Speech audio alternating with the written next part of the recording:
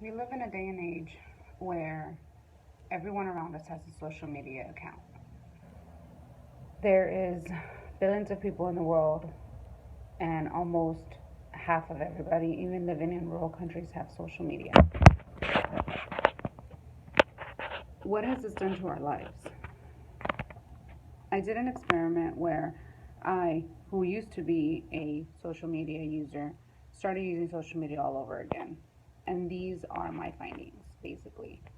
Um, I kept a journal entry of the things that I experienced while on social media, and then I also, um, around my surroundings. So basically, it was I started on Monday, and I had my coworkers actually poke at me and it's like, "Hey, remember, you got to be on social media all day." Um, I'm a very busy person, so it was kind of hard, but at every restroom break, at every chance that I got, I would check and upload on Facebook or my Instagram or Snapchat. I don't have Twitter, so I didn't want to go all into that. Um, but it was kind of time consuming. And the first day I was exhausted. Um, there were so many things that were going on. And then to think about what I had just read in the news about people, children, young girls being abducted and being forced into like a prostitution ring because they were on Facebook and they were lured into it is a scary thought because of a lot of us have children, and for us to think that not even social media is safe, it's scary. Um, so like I said, I was on social media, saw that ad, scared the bejesus out of me.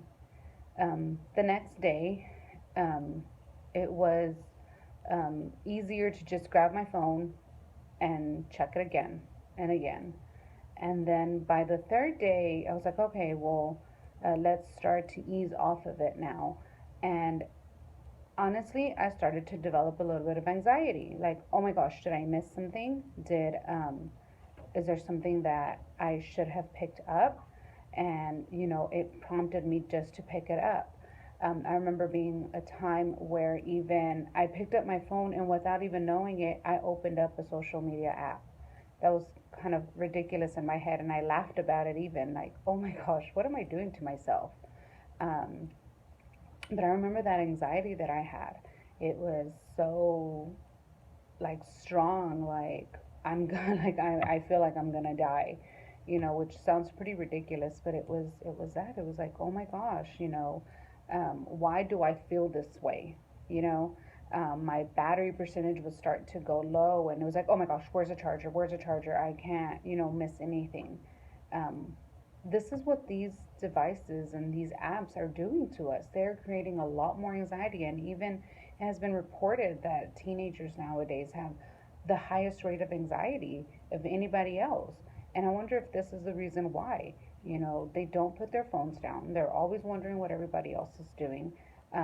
Is this a pro? Is this a con? I see it as a con, honestly. I don't understand why you would want to put yourself through all of that anxiety for nothing. Um, After the fourth day, the fifth day, I started kind of winding down and I came back to my normal self where I didn't check it anymore and it was kind of like irrelevant, any, at some point. Which now, a week later, and here, I'm sitting here recording it, it's laughable to think, oh wow, that one week sure did go very highs and really lows, and now we're back to normal. But now I know why social media is such a dangerous tool. I mean, there's so many predators out there. It creates a lot of anxiety. What are we doing to ourselves? We're still young. We need to not have, all of these anxieties with us, and put the phones down. Let's put the phones down and see what we can do. Socialize with the person next to you. Don't have your phone whenever you're at the dinner table or having coffee with somebody. Let's get to know each other one on one. What is the need to have 500 friends? Are those 500 friends really going to be there for you when something bad has really happened? I highly doubt it. Um, but but that is my journal entry for a week, and my highs and lows.